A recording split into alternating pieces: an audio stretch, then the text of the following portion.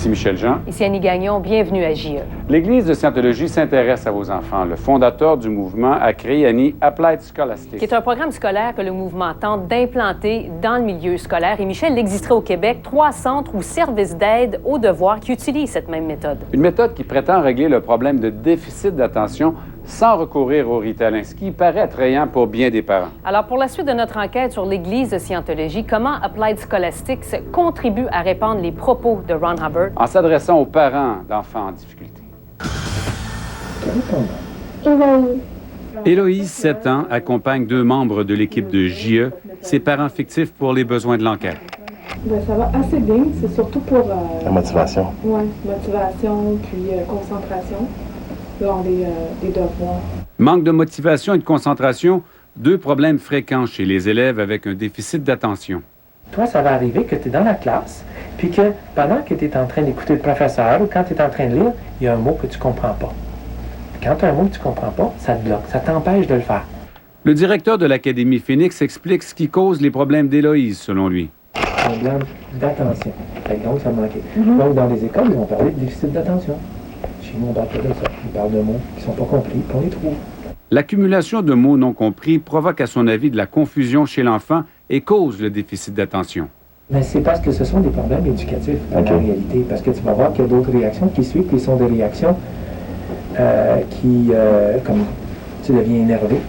Donc, ils vont parler d'hyperactivité, mais la cause, c'est l'accumulation de mots mal compris. Il va faire un petit paquet de nerfs.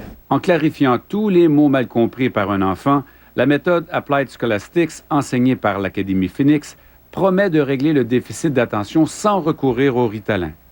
Autre réaction, ça peut te faire sentir agacé ou contrarié. C'est là qu'on pomme les nerfs. Ça nous énerve quand on ne comprend pas, puis ça peut donner des réactions de colère, de pleurs. C'est des réactions qui sont émotionnelles plus fortes que, finalement, le sujet qu'on est en train d'étudier devrait amener.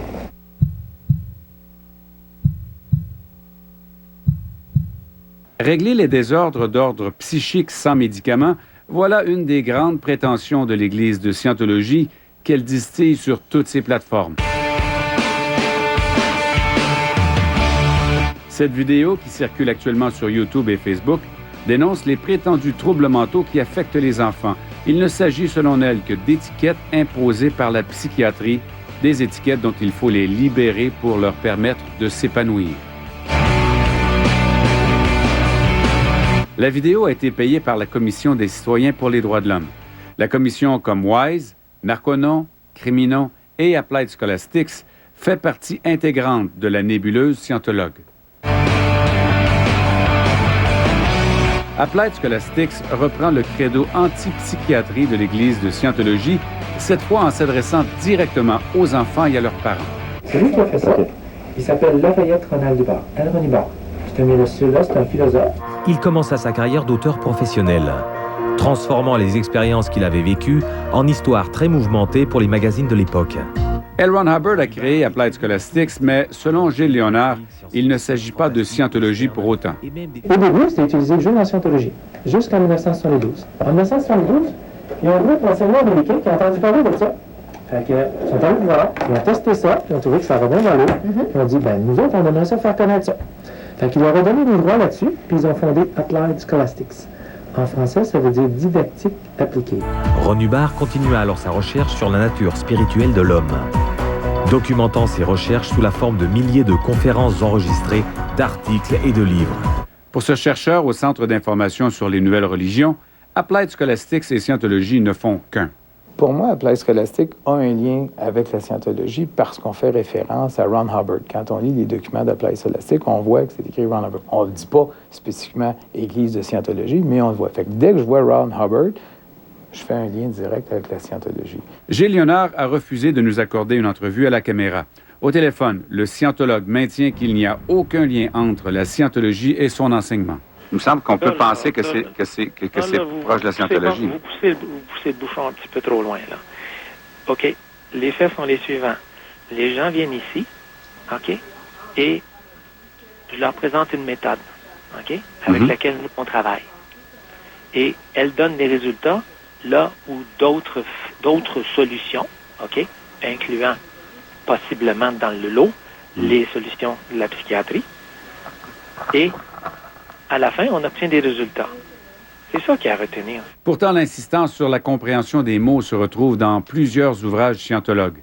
Ce livre du cours sur la motivation dit de ne jamais continuer votre lecture au-delà d'un mot que vous ne comprenez pas complètement. N'allez pas plus loin, trouvez le mot mal compris et obtenez sa définition. Toutes les fois qu'on rencontre, que ce soit un mot qu'on n'a pas bien compris à cause que c'est une fausse définition, que ce soit parce qu'on l'a deviné ou que ce soit qu'on ne sait pas du tout, ça va nous créer les mêmes embêtements. Même si on a une définition, mais on n'est pas sûr, ben ça va quand même nous créer problème. Cet autre livre qui vante les mérites des méthodes d'apprentissage de Hubbard explique que pour clarifier un mot, on le cherche dans un bon dictionnaire. Ils sont énervés parce qu'ils ont des mots qu'ils ne comprennent pas. Tu clarifies les mots, puis à mesure que tu clarifies, ils deviennent de plus en plus calmes. Je vais t'apprendre comment apprendre, puis la communication pour enfants. Le cours « Apprendre comment apprendre » dont parle cette jeune scientologue pendant un séminaire de dianétique filmé par JE porte le même nom que le cours qu'enseigne l'Académie dirigée par le scientologue Gilles Léonard et dont le manuel consacre un chapitre entier aux mots mal compris. Vous venez avec moi qu'on donne, au moins pour ce cours-là, le même cours à l'Église que vous donnez? Ça, je ne sais pas, parce que moi, je ne sais pas qu'est-ce qu'ils donnent là. C'est ce qu'eux font. Je sais qu'il existe la technique d'étude de M. Hubbard a développé. Ça, je sais qu'il y a des cours qui sont donnés à l'Église de Scientologie. Maintenant, le cours Apprendre comment apprendre, ça, je le sais pas. Et les parents sont conscients des fois que leur enfant a un problème de déficit d'attention. Ça va chercher les parents au fond d'eux. Et c'est ça qui est important de signaler, c'est quand ça va nous chercher dans le fondement et qu'on se dit « ça m'affecte, il faut que je fasse quelque chose ». Et c'est là que s'il y a une offre qui est présente à vous, vous allez aller vers cette solution-là. Nous, on est allé chercher le service ailleurs parce que je trouvais pas personne qui, au primaire, avait les compétences là, pour la suivre à l'extérieur. OK. Et là, quand on est arrivé pour l'inscrire, en fait, ils nous ont proposé un cours qui s'appelle « Apprendre comment apprendre ». La fille de cette mère qui désire garder l'anonymat a fréquenté l'Académie Phoenix. Apprendre comment apprendre nous semblait intéressante. Ça donnait de la confiance en soi. C'est en regardant JE qu'elle a réalisé qu'elle avait confié sa fille aux méthodes de Ron Hubbard. À un moment donné, le directeur de l'école, il nous a questionné, il nous a proposé de l'inscrire à l'école de façon permanente, là, comme élève, là, OK. la retirer en fait de son milieu scolaire. Puis moi, j'ai dit non. L'Académie Phoenix a fermé son école l'an passé, mais elle continue d'offrir de l'aide aux devoirs. Et ce, même si aucun membre du personnel ne détient de formation en enseignement autre que celle du Collège Hubbard d'Applied Scholastic. Il y a des commerces qui peuvent s'ouvrir où on enseigne. Hein? Ça peut être autant la danse que le dessin que de l'aide aux devoirs. Ça, on tombe dans le secteur commercial avec des gens qui ont pignon sur rue. JE a répertorié d'autres centres d'aide aux devoirs ou de tutorat sur le site d'Applied Scholastics pour le Québec. Il serait donc au moins 3 actuellement en activité. Nous, ce qu'on appuie financièrement, c'est pas le type d'organisme comme celui dont vous parlez. C'est des organisations qui sont en lien étroit avec les écoles. Donc, moi, j'estime honnêtement qu'en ce moment, au Québec, là, on n'est pas obligé d'avoir recours à ce genre de commerce qui ont pignon sur rue. Il y a déjà un réseau, la plupart du temps bâti sur des organismes communautaires au Québec, qui sont en lien étroit avec les classes et les écoles. Québec ne soutient pas financièrement l'Académie, mais Ottawa lui accorde le statut d'organisme de bienfaisance. Donc, les dons deviennent en partie déductibles d'impôts. Moi, j'aurais aimé mieux savoir d'où originait ce mouvement-là, en fait, parce que je trouve que c'est pas transparent là, comme façon de fonctionner. Là. Je trouve que c'est comme un peu abuser de la confiance des gens. Le centre bénéficie d'avantages fiscaux qui l'aident à diffuser les idées de Ron Hubbard. Donc, reprendre les mots, tous les mots qu'un enfant ne comprend pas pour régler son problème de déficit d'attention, ça vous paraît crédible, vous? C'est un simplisme qui serait beaucoup trop facile à adopter. Si c'était vrai, on l'aurait. Alors, on reprend une publicité, mais c'est tout à fait ça. Alors, c'est pas si simple que ça et ça ne marche pas. Dis-moi, qu'est-ce que tu aimerais faire quand tu vas être une grande personne, toi? Être vétérinaire. D'accord. J'en ai beaucoup des petites filles qui veulent devenir vétérinaires. La ministre de l'Éducation recommande aux parents qui veulent recourir à de l'aide aux devoirs pour leurs enfants de demander des références auprès des professeurs ou de la direction de l'école. Il y a aussi le programme Allo Prof qui peut vous aider. Il vous donne accès, soit par Internet ou téléphone, à des professeurs qualifiés. Maintenant, malgré nos nombreuses demandes d'entrevue, toutes refusées, l'Église de Scientologie prétend ne pas avoir eu d'opportunité suffisante de répondre aux faits rapportés dans nos reportages. Elle a finalement choisi de le faire dans cette déclaration écrite en anglais, émise depuis son quartier général de Californie. Les responsables du mouvement y affirment à nouveau que la Scientologie est une religion reconnue par le gouvernement du Québec qui a accordé le statut de corporation religieuse à ces églises de Québec et de Montréal en 1993. Le communiqué rappelle aussi que l'ouverture de son bâtiment à Québec fait partie d'un plan d'expansion internationale qui prévoit l'inauguration de 24 nouvelles églises dans de grandes villes du monde, y compris Montréal. Ces édifices offrent, selon elle, une base solide pour ses programmes humanitaires et sociaux.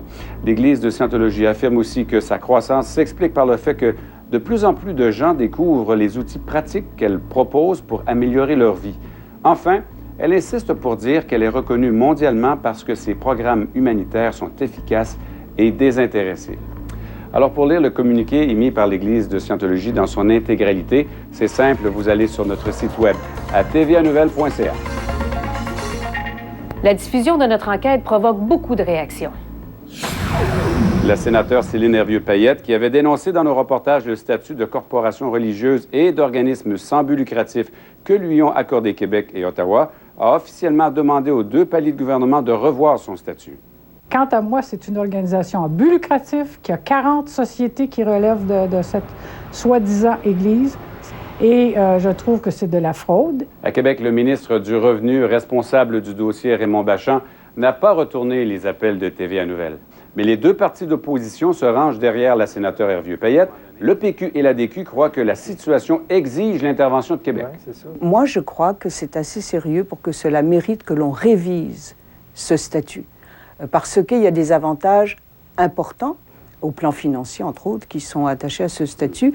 Et je crois qu'on devrait, après donc peut-être 17 ans, on devrait le réviser. Pourquoi est-ce qu'on reconnaissait le statut à des communautés religieuses?